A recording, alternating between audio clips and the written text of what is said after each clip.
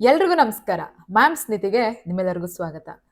So hopefully ಎಲ್ಲ videos ನೋಡ್ತಾ ಇದ್ದೀರಾ ಅಂತ ಅನ್ಕೊಂತೀನಿ. And back to back notifications ಬರುತ್ತೆ ಅಂತ ಹೇಳ್ತಿದ್ದಾರೆ. ಸೊ ನೋಟಿಫಿಕೇಶನ್ ಬರೋಕ್ಕೆ ಮುಂಚೆ ನಿಮ್ಮದು ರಿವಿಷನ್ಸ್ ಎಲ್ಲ ಪ್ರಾಪರಾಗಿ ಆಗ್ತಾ ಇದ್ರೆ ನಿಮಗೆ ಎಕ್ಸಾಮ್ ನೋಟಿಫಿಕೇಶನ್ ಆದಾಗ ಪ್ಯಾನಿಕ್ ಸಿಚುವೇಶನ್ ಬರೋದಿಲ್ಲ.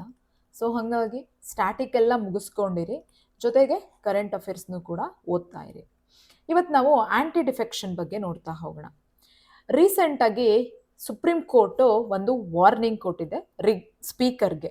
ಏನು ಹೇಳಿದ್ದೆ ಅಂದರೆ 3 weeks deadline to decide pending anti defection Telangana ಅಸೆಂಬ್ಲಿಯಲ್ಲಿ ಇರುವಂತಹ ಆಂಟಿ ಡಿಫೆಕ್ಷನ್ದು ಪಿಟಿಷನ್ಸ್ನ 3 ವಾರದೊಳಗಡೆ ಮುಗಿಸ್ಬೇಕು ಅಂತ ಹೇಳಿ ಸುಪ್ರೀಂ ಕೋರ್ಟು ಒಂದು ಡಿಸಿಷನ್ ಅಥವಾ ಡೆಡ್ಲೈನ್ನ ನೀಡಿದೆ. ಯಾಕಂತಂದರೆ 3 ತಿಂಗಳಾದರೂ ಸಹ ಸ್ಪೀಕರು ತೆಲಂಗಾಣದಲ್ಲಿ ಆದಂತಹ ಆ ಒಂದು ಆಂಟಿ ಡಿಫೆಕ್ಷನ್ನಿಂದ ಯಾರನ್ನ ಡಿಸ್ಕ್ವಾಲಿಫೈ ಮಾಡಬೇಕಾಗಿತ್ತು MLAsನ ಅವ್ರನ್ನ ಮಾಡಿರಲಿಲ್ಲ.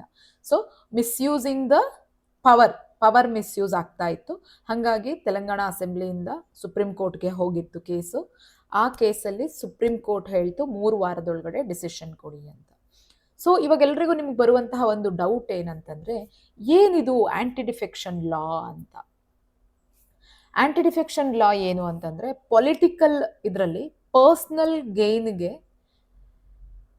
ಗೇನ್ನ ಗೋಸ್ಕರ ಒಂದು ಪಾರ್ಟಿಯಿಂದ ಇನ್ನೊಂದು ಪಾರ್ಟಿಗೆ ಹೋಗೋದು, ಮತ್ತೆ ಡೆಮೋಕ್ರಸಿ ಗವರ್ಮೆಂಟಲ್ಲಿ ಸ್ಟೆಬಿಲಿಟಿನ ಎನ್ಶೋರ್ ಮಾಡೋಕ್ಕೋಸ್ಕರ ತಂದಂತಹ ಒಂದು ಕಾಯ್ದೆ. ಸ್ಟೆಬಿಲಿಟಿನ ಎನ್ಶೋರ್ ಮಾಡೋಕ್ಕೋಸ್ಕರ ತಂದಂತಹ ಒಂದು ಕಾಯ್ದೆ ಇದು. ಈ ಕಾಯ್ದೆ ಯಾವಾಗ ಬಂತು ಅಂದರೆ 52nd ಕಾನ್ಸ್ಟಿಟ್ಯೂಷನಲ್ ಅಮೆಂಡ್ಮೆಂಟಲ್ಲಿ ಬಂದಂತಹದ್ದು. ಇದು 10th ಶೆಡ್ಯೂಲ್ಗೆ ಆ್ಯಡ್ ಆಗಿದೆ. ಕಾನ್ಸ್ಟಿಟ್ಯೂಷನಲ್ಲಿ 10th ಶೆಡ್ಯೂಲ್ಗೆ ಆ್ಯಡ್ ಆಗಿರುವಂತಹ ಒಂದು ಲಾ ಇದು.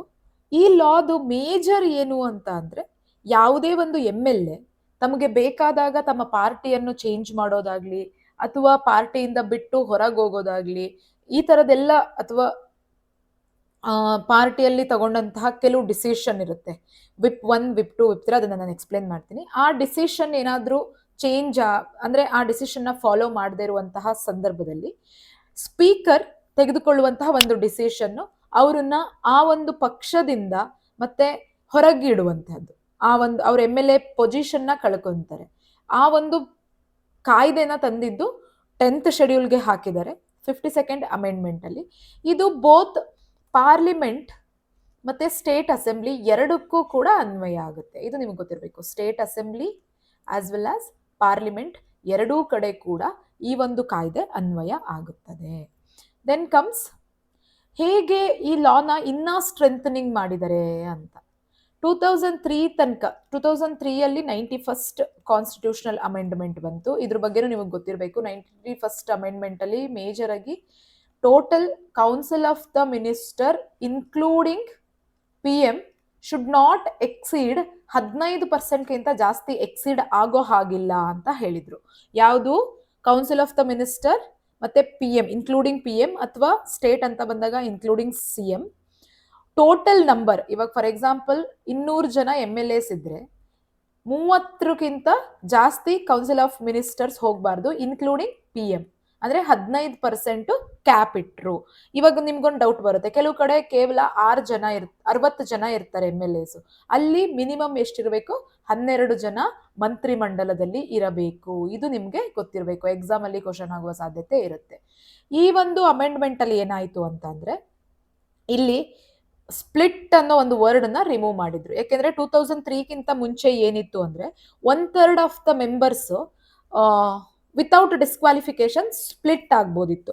ಬಟ್ ಆಫ್ಟರ್ 2003 ಏನಾಯ್ತು ಅಂದ್ರೆ 1/3 ಆಫ್ ದ ಮೆಂಬರ್, ಇವಾಗ 100 ಮೆಂಬರ್ಸ್ ಒಂದು ಪಾರ್ಟಿಯಲ್ಲಿ ಇರ್ತಾರೆ, ಅವರು 33 ಜನ ಹೊರಗಡೆ ಹೋದ್ರೆ, ಮೊದಲು ಈ 2003ಕ್ಕಿಂತ ಮುಂಚೆ ಡಿಸ್ಕ್ವಾಲಿಫೈ ಆಗ್ತಿರ್ಲಿಲ್ಲ. ಬಟ್ ಇವಾಗ ಏನಾಗ್ತಿದೆ ಅಂದ್ರೆ ಓನ್ಲಿ ಮರ್ಜಿಂಗ್ ಆಗಬಹುದು, they cannot come out. Merge ಆಗ್ಬೋದು. ಅದು ಎಷ್ಟು ಪರ್ಸೆಂಟ್ ಮಾಡಿದ್ದಾರೆ ಅಂದರೆ 2/3 ಪೀಪಲ್ ಮರ್ಜ್ ಆಗ್ಬೋದು ಇನ್ನೊಂದು ಪಾರ್ಟಿ ಜೊತೆ ಅಂತ ಮಾಡಿದ್ದಾರೆ. ಇದು ಯಾಕೆ ಮಾಡಿದ್ರು ಅಂದರೆ, ಹಾರ್ಸ್ ಟ್ರೇಡಿಂಗ್ ಅನ್ನುವಂತಹ ಒಂದು ಇದಿದೆ, ನಿಮ್ಗೆಲ್ರಿಗೂ ಗೊತ್ತಿರ್ಬೋದು. ಆಪರೇಷನ್ ಕಮಲ ಆಯಿತು 2-3 years ಬ್ಯಾಕ್. ಅವಾಗ ಏನಾಯ್ತು ಅಂತಂದ್ರೆ ಕೆಲವು MLAsನ ಕೆಲವು ಪಾರ್ಟಿಗಳು ಪರ್ಚೇಸ್ ಮಾಡಿದ್ರು. ಹಾಗಾಗಿ ಇಲ್ಲಿ ನಿಮ್ಗೆ ಆ ಥರ ಆಗಬಾರ್ದು ಅನ್ನೋದಕ್ಕೋಸ್ಕರ ಈ ಒಂದು ಕಾಯ್ದೆ ಬಂದಿದೆ. ನೆಕ್ಸ್ಟ್ ಏನೇನು ಆಬ್ಜೆಕ್ಟಿವ್, ಈಗ ಆಂಟಿ ಡಿಫೆಕ್ಷನ್ ಲಾ ಅಥವಾ ಯಾವುದೇ ಒಂದು ಲಾನ ತರಬೇಕಂದ್ರೆ ಏನಾದ್ರೂ ಒಂದು ಆಬ್ಜೆಕ್ಟಿವ್ಸ್ ಇರುತ್ತಲ್ವಾ. ಏನು ಆಬ್ಜೆಕ್ಟಿವ್ಸ್ ಇದೆ ಅಂದ್ರೆ ಪೊಲಿಟಿಕಲ್ ಸ್ಟೆಬಿಲಿಟಿ. ಇವಾಗ ನಮ್ದು ಡೆಮೊಕ್ರೆಟಿಕ್ ಇದಿದೆ, ಗವರ್ಮೆಂಟ್ ಇದೆ, ಡೆಮೊಕ್ರೆಟಿಕ್ ಪಾರ್ಲಿಮೆಂಟರಿ ಸಿಸ್ಟಮ್ ಇರೋದ್ರಿಂದ ಈಗ MLA ಎಲೆಕ್ಷನ್ ಆಯ್ತು, MP ಎಲೆಕ್ಷನ್ ಆಯ್ತು. ಈಗ ನಾನು ಬೇರೆ ಪಕ್ಷಕ್ಕೆ ಹೋಗ್ಬೇಕು ಅಂತ ಹೇಳ್ಬಿಟ್ಟು ನಾನು ಇಲ್ಲಿ ಸೆಲೆಕ್ಟ್ ಆಗಿರೋದು ಒಂದು ಪಕ್ಷದಿಂದ ಇನ್ನೊಂದು ಪಕ್ಷಕ್ಕೆ ಹೋದ್ರೆ ಅಲ್ಲಿ ಸ್ಟೆಬಿಲಿಟಿ ಇರೋದಿಲ್ಲ. ಗವರ್ಮೆಂಟ್ ಯಾವ ಮೂಮೆಂಟಿಗಾದ್ರೂ ಕೊಲ್ಯಾಪ್ಸ್ ಆಗುವಂತ ಸಾಧ್ಯತೆ ಹೆಚ್ಚಿರುತ್ತೆ. Then comes curb horse trading. ಈಗ buying and selling of the MLAs ಇರುತ್ತೆ. Actually it's very unethical, but still ಅದಿದೆ, ಅದನ್ನ ಸ್ಟಾಪ್ ಮಾಡೋಕ್ಕೋಸ್ಕರ. Then party discipline. ಇವಾಗ ನಾನು ವಿಪ್ ಅಂತ ಹೇಳಿದೆ. ವಿಪ್ ಅಲ್ಲಿ 3 ಟೈಪ್ಸ್ ಬರುತ್ತೆ, whip 1, whip 2, whip 3. Whip 1 and whip 2 normal ಆಗಿರುತ್ತೆ. ಇವಾಗ ನೀವು ಆ ಒಂದು ಎರಡನ್ನ ಫಾಲೋ ಮಾಡಿಲ್ಲ ಅಂದ್ರೂ ಕೂಡ ನೀವು ಯಾವುದೇ ರೀತಿಯಾದಂತಹ ಡಿಸ್ಕ್ವಾಲಿಫೈ ಆಗಲ್ಲ. ಬಟ್ ವಿಪ್ 3 ಇರುತ್ತೆ, ಕೆಲವು ಥಿಂಗ್ಸ್ ಕಂಪಲ್ಷನ್ ಇರುತ್ತೆ. ಕಂಪಲ್ಸರಿ ನೀವು ಅವ್ರು ಹೇಳಿದ್ದಕ್ಕೆ ವೋಟ್ ಮಾಡಬೇಕಾಗಿರುತ್ತೆ, ಅಥವಾ ಅವ್ರು ಹೇಳಿದ ದಿನ ಸೆಷನ್ ಅಟೆಂಡ್ ಮಾಡಬೇಕಾಗಿರುತ್ತೆ. ಅದನ್ನೇನಾದ್ರೂ ನೀವು ಫಾಲೋ ಮಾಡಲಿಲ್ಲ ಅಂದ್ರೆ ವಿಪ್ ಅವರು ನಿಮ್ಗೆ ಸ್ಪೀಕರಿಗೆ ನಿಮ್ಗೆ ಇದನ್ನ ಮಾಡ್ಬೋದು, ಡಿಸಿಪ್ಲಿನರಿ ಆಕ್ಷನ್ ತಗೊಂಡು ಸ್ಪೀಕರ್ ನಿಮ್ಮನ್ನ ಆಂಟಿ ಡಿಫೆಕ್ಷನ್ ಅಂಡರ್ ಅಲ್ಲಿ ರಿಮೂವ್ ಮಾಡಬಹುದು ಆ ಒಂದು ಪೊಸಿಷನ್ ಇಂದ. Next legitimate merger. For example ಇವಾಗ ನಾನು 1/3 ಮುಂಚೆ 1/3 ಮರ್ಜರ್ ಇತ್ತು. ಅವಾಗ ಏನಾಗ್ಬಿಡುತ್ತೆ ಅಂದ್ರೆ ಇವಾಗ ಗೆದ್ದಿರೋದು JDS ಇಂದ ಗೆದ್ದಿರ್ತಾರೆ. ಅವರು ಸಡನ್ ಆಗಿ BJP ಅಥವಾ ಕಾಂಗ್ರೆಸ್ ದೊಡ್ಡ ದೊಡ್ಡ ಪಾರ್ಟಿಗಳಿಗೆ ಸೇರ್ಕೊಂಡ್ರೆ ಈಗ ಅವ್ರನ್ನ ಗೆಲ್ಸಿದಂತಹ ಇವರಿಗೂ ಲಾಸ್ ಆಗುತ್ತೆ, ಮತ್ತೆ ಈ ಪಾರ್ಟಿ ಸ್ಟೆಬಿಲಿಟಿನೂ ಉಳಿಯೋದಿಲ್ಲ. ಅದನ್ನು ಕೂಡ ತಡೆಗಣಿಸೋಕ್ಕೋಸ್ಕರ ಈ ಒಂದು ಆಂಟಿ ಡಿಫೆಕ್ಷನ್ ಲಾ ಬಂದಿದೆ. Then democratic governance, strengthening over all the institution of the democracy. Then ಇದು ಮೇನ್ ಆಗಿ ಎಕ್ಸಾಮ್ ಅಲ್ಲಿ ಕೇಳುವಂತಹ ಸಾಧ್ಯತೆ ಹೆಚ್ಚಿರುತ್ತೆ. ಆಸ್ ಐ ಸೆಡ್, ಈ ಆಂಟಿ ಡಿಫೆಕ್ಷನ್ ಬೋತ್ MLAs ಮತ್ತೆ MPs, ಪಾರ್ಲಿಮೆಂಟರಿ ಮತ್ತೆ ಸ್ಟೇಟ್ ಅಸೆಂಬ್ಲಿ ಎರಡಕ್ಕೂ ಕೂಡ ಅನ್ವಯಿಸುತ್ತದೆ. ಯಾವ್ಯಾವ ಗ್ರೌಂಡ್ಸ್ ಅಲ್ಲಿ ಡಿಸ್ಕ್ವಾಲಿಫೈ ಮಾಡ್ಬೋದು ಅಂತಂದ್ರೆ ವಾಲಂಟರಿ ರೆಸಿಗ್ನೇಷನ್. ಈಗ for example I am MLA, ನಾನು ವಾಲಂಟರಿಯಾಗಿ ಅಪ್ಲೈ ಮಾಡ್ತೀನಿ, ರಿಸೈನ್ ಮಾಡ್ತೀನಿ, ಅವಾಗ ನನ್ನನ್ನ ಡಿಸ್ಕ್ವಾಲಿಫೈ ಮಾಡ್ಬೋದು. Then defying whip, party whip. ಈಗ ಪಾರ್ಟಿ ವಿಪ್ ಏನಾದ್ರೂ ಕ್ರಿಟಿಕಲ್ ಮ್ಯಾಟರ್ಸ್ ಅಲ್ಲಿ ವಿಪ್ ಏನಾದ್ರೂ ಹೇಳಿದ್ರು, ಅದೇ ವಿಪ್ 3, ಆ ಕ್ರಿಟಿಕಲ್ ಮ್ಯಾಟರ್ಸ್ ಅಲ್ಲಿ ವಿಪ್ ಹೇಳಿದ್ದನ್ನ ಅವ್ರು ಕೇಳದೇ ಇದ್ದಾಗ, ಅಂದ್ರೆ ಇವಾಗ ನೋಡಿ ಇವತ್ತು ಅಟೆಂಡ್ ಮಾಡಿ ಅಂತ ನಾರ್ಮಲ್ ಆಗಿ ಹೇಳ್ತಾರೆ ವಿಪ್, ಅವತ್ ಬರ್ಲಿಲ್ಲ ಅಂತಂದ್ರೆ ಅವ್ರನ್ನ ಡಿಸ್ಕ್ವಾಲಿಫೈ ಮಾಡಲ್ಲ. ವಿಪ್ 1, ವಿಪ್ 2, ವಿಪ್ 3 ಕಂಡೀಷನ್ಸ್ ಅಂದ್ರೆ critical matters and important matters ಅಲ್ಲಿ ಯಾವತ್ತು MLAs ಅಥವಾ MPs ವಿಪ್ದು ಮಾತು ಕೇಳೋದಿಲ್ಲ, ಅವಾಗ ಡಿಸ್ಕ್ವಾಲಿಫೈ ಮಾಡುವಂತಹ ಸಾಧ್ಯತೆ ಹೆಚ್ಚಿರುತ್ತೆ. Then independent joining parties. Independent member joins a political party after election. For example ನಿಮ್ಗೆಲ್ಲರಿಗೂ ಗೊತ್ತಿದೆ, ಡಾಕ್ಟರ್ ಸುಮಲತಾ ಅವರು ಇಂಡಿಪೆಂಡೆಂಟ್ ಆಗಿ ಸೆಲೆಕ್ಟ್ ಆಗಿದ್ರು last 2 years back, last election ಅಲ್ಲಿ. ಅವ್ರು ಯಾವ್ದಾದ್ರು ಒಂದು ಇದಕ್ಕೆ ಜಾಯಿನ್ ಆಗಿದ್ರೆ ಪೊಲಿಟಿಕಲ್ ಪಾರ್ಟಿಗೆ ಅವರು ಡಿಸ್ಕ್ವಾಲಿಫೈ ಆಗ್ತಾ ಇದ್ರು. ದೆನ್ ನಾಮಿನೇಟೆಡ್ ಮೆಂಬರ್ಸ್, ನಮ್ಗೆಲ್ಲರಿಗೂ ಗೊತ್ತೇ ಇದೆ, ರಾಜ್ಯಸಭೆಯಲ್ಲಿ 12 ಮೆಂಬರ್ಸ್ ನಾಮಿನೇಟೆಡ್ ಮೆಂಬರ್ಸ್ ಇರ್ತಾರೆ. ಅವರಿಗೆ 6 months ಟೈಮ್ ಇರುತ್ತೆ ಯಾವ್ದಾದ್ರು ಒಂದು ಪಾರ್ಟಿನ ಜಾಯಿನ್ ಆಗಕ್ಕೆ. ಅವರು ಆ ಪಾರ್ಟಿನ ವರ್ಷದೊಳಗೆ ಜಾಯಿನ್ ಆಗ್ಬೋದು. ಇಫ್ ನಾಟ್, ಅವರು 6 ತಿಂಗಳ ನಂತರ ಏನಾದ್ರು ಜಾಯಿನ್ ಆಗ್ತೀನಿ ಅಂದ್ರೆ ಅವರು ಡಿಸ್ಕ್ವಾಲಿಫೈ ಆಗ್ತಾರೆ. Then exception and role of presiding officers. Party merger 2/3 party legislator ಎಲ್ಲಾದ್ರೂ ಪಾರ್ಟಿ ಮರ್ಜ್ ಆದ್ರೆ ಅದು ಅಲ್ಲಿ ಡಿಸ್ಕ್ವಾಲಿಫೈ ಆಗೋದಿಲ್ಲ, ಇದು exception. Then presiding officer, speaker, chairman, deputy chairman can resign from the party to maintain the neutrality. ಈಗ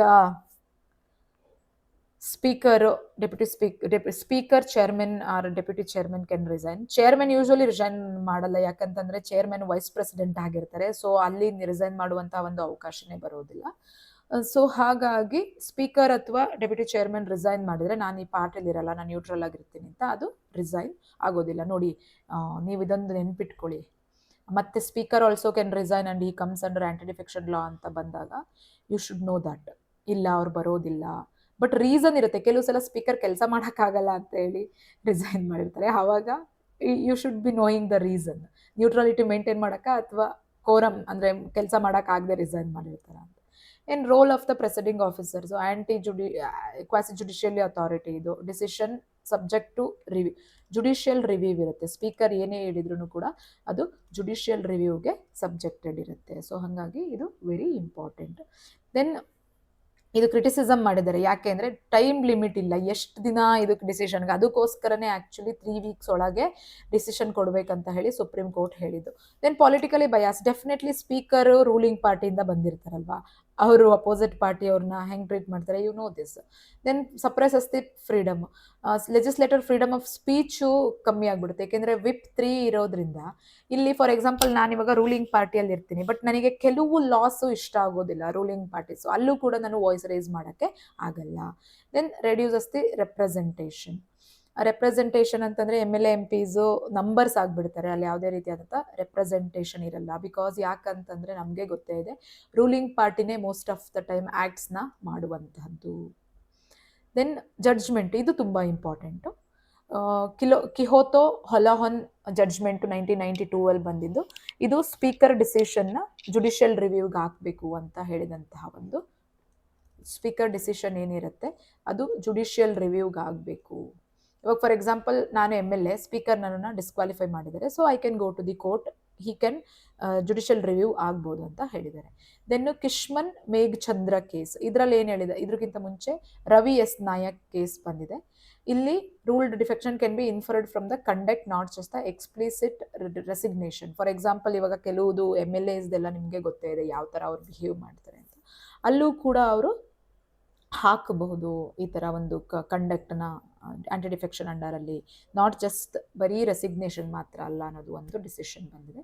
then ಕೇಶಮ್ ಮೇಘಚಂದ್ರ, ಇದರಲ್ಲಿ ಏನಂತಾರೆ ಅಂದರೆ directed that speaker must decide the disqualification petition within 3 months ಅಂತ ಹೇಳಿದ್ದಾರೆ. ವಿತಿನ್ 3 months ಅಂತ ಹೇಳಿದ್ದಾರೆ ಯಾವುದರಲ್ಲಿ, ಕೇಶಮ್ ಮೇಘಚಂದ್ರ ಕೇಸಲ್ಲಿ. ಬಟ್ ಸ್ಟಿಲ್ ಇಲ್ಲಿ 3 months ಆದರೂ ಕೂಡ ತೆಲಂಗಾಣ ಗೌರ್ಮೆಂಟ್ ಅವರು ಮಾಡಿಲ್ಲ.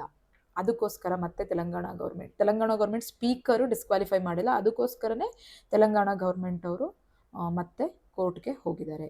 ಪಡಿ ಕೌಶಿಕ್ ರೆಡ್ಡಿಯಲ್ಲಿ call for urgent reform and accountability anti defection ಫ್ರೇಮ್ವರ್ಕ್ಗೆ ರಿಫಾರ್ಮ್ ಬೇಕು ಅಂತ ಹೇಳಿ ಬಂದಂತಹ ಒಂದು ಕೇಸು.